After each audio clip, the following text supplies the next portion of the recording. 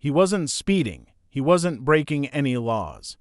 Just another evening drive home, but blue lights flashed behind him, and suddenly an ordinary night turned into a nightmare. The officer claimed it was a routine stop, but there was nothing routine about what followed. One man's dignity was stripped away in seconds for no reason other than the color of his skin. What the officer didn't know, though, was that this stop would change his life too, because the man he targeted wasn't just anybody. Who was he really? Why would this encounter leave the officer in shock? It was supposed to be an ordinary night. Marcus had just wrapped up a long day at the office where all he wanted was to head home, kick off his shoes, and enjoy some peace. He was a man who carried himself with quiet confidence, educated, respected, and committed to his community. To neighbors, he wasn't just another face. He was a mentor, a role model, someone who believed in doing the right thing. As he drove through familiar streets, the engine's hum was comforting, the night air calm. Nothing about the drive felt unusual, but sometimes danger doesn't announce itself. It creeps in silently, disguised as routine. Up ahead, headlights shifted in his rearview mirror, a police cruiser. Marcus had no reason to worry. He hadn't done anything wrong, but that didn't matter. Not here. Not now. The flashing red and blue lights suddenly cut through the night, pulling him out of the comfort of everyday life and into something far darker. This wasn't going to be just another stop. It began a confrontation that would expose more than one truth. Marcus slowed his car to a stop, the flashing lights bouncing off the rearview mirror like warning signals he couldn't ignore. His hands gripped the steering wheel, steady but tense. He knew the routine. He had seen it play out countless times for friends, strangers, and men who looked just like him. Now it was his turn. The officer approached slowly, his flashlight cutting through the window like a blade. "License and registration," he demanded, voice sharp, clipped, no greeting, no explanation.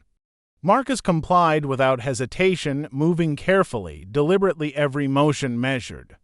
He'd been taught since he was young, don't argue, don't reach too quickly, keep your voice calm. Survival depended on it, but the officer's eyes weren't on the documents.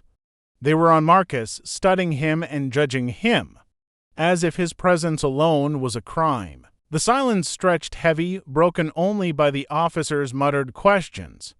"Where are you headed? Why are you in this neighborhood?" Marcus answered politely, his words calm, but inside his chest, frustration burned. He lived here. He worked here. This was his community. Why did he still feel like a stranger on his street? The stop dragged on. Another cruiser pulled up. Two more officers stepped out, circling like predators closing in. Neighbors peeked from their windows, phones in hand, recording, whispering. Marcus could feel their pity, fear, and anger mixing in the air. He wasn't a suspect, he was a spectacle. One officer ordered him out of the car. He obeyed, standing tall under the glare of headlights. They patted him down, searched his vehicle, and found nothing. Still, the questions kept coming, each more invasive than the last. "Do you have drugs? Weapons? Are you sure this is your car?" Every word cut deeper. It wasn't just suspicion, it was accusation, an assumption carved into him before he even spoke a word. His dignity was chipped away, piece by piece, under the weight of their bias. He could feel the humiliation settling on his shoulders, heavy and unfair, and yet Marcus stayed calm. His voice steady, his eyes unyielding. He wasn't going to let rage write this story. But the officers pushed harder, trying to provoke, waiting for him to break. Minutes stretched into an eternity. The night air grew colder, the flashing lights brighter, the line between safety and danger thinner with every second. To the officers, this was just another stop. It was a battle to Marcus, not just for respect, but for his very identity. But what they didn't know was that Marcus wasn't powerless. The man they had cornered, humiliated, and treated like a criminal, carried authority that outranked every officer on that street. Their arrogance blinded them. Their prejudice betrayed them. And soon, their mistake would come crashing down on them in a way they never expected. The night had turned into a stage, and Marcus was the unwilling actor under blinding lights. His car stood open, his belongings scattered on the hood, his dignity stripped piece by piece. 3 officers surrounded him now, their voices sharp, their stares unrelenting. One rested a hand near his holster, fingers twitching as if daring Marcus to flinch. "Don't move," the officer barked as if Marcus hadn't already been frozen, hands steady, body rigid, doing everything humanly possible to appear safe. But in moments like this, safety was a fragile illusion. Marcus's chest tightened. He knew this. Script knew how quickly it could turn fatal. One wrong gesture, one raised voice, and he could become another name shouted in protest, another face on a mural. He thought of his family, colleagues, and those who looked to him for guidance. Was this how it would end? The crowd grew at the edges of the street. Phones were raised, whispers cut through the night. Why are they doing this? He hasn't done anything. The officers didn't care. To them, Marcus wasn't a man with a career, with respect, with authority. He was just a target, and then it came. The officer closest to him leaned in, voice dripping with disdain. "People like you never learn. You don't belong here." The words hit harder than the lights, harder than the stairs. Marcus felt the weight of generations pressing down on him, every injustice, every moment of silence forced upon men who looked like him. But unlike so many before, Marcus held a truth the officers couldn't imagine.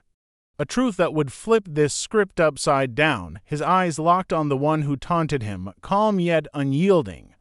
The storm was about to break because the man they tried to humiliate was the very one who had the power to hold them accountable. The officers thought they had won. They thought they had put Marcus in his place, that their authority was unquestionable. But then came the moment they didn't expect. Calmly, without anger or raising his voice, Marcus revealed who he was: the head of internal affairs, responsible for investigating misconduct within their department. The silence that followed was deafening. The sneers faded, the arrogance drained from their faces. In an instant, the power shifted. The men who had humiliated him were now the ones exposed. Their actions, their prejudice, their abuse of authority, it would all be documented, and this time, they couldn't erase the evidence, not with their badges or excuses. Marcus drove away that night with his head high, but the moment's weight lingered. Yes, he had the power to hold them accountable. Yes, justice in this case might be served. But he couldn't forget what had almost happened. He couldn't forget that this story might have ended in tragedy if he had been anyone else, someone without a title, without influence, and that's the truth we cannot ignore. This wasn't just about Marcus, this was about the countless men and women who never get to reveal who they are. The ones silenced, profiled, or worse, gone too soon because of the color of their skin. So the question isn't just what happened on that street. The question is, how many more times will this happen before we demand real change? Because until we face it, speak it, or refuse to look away, these stories will keep repeating. And the next one might not end with survival.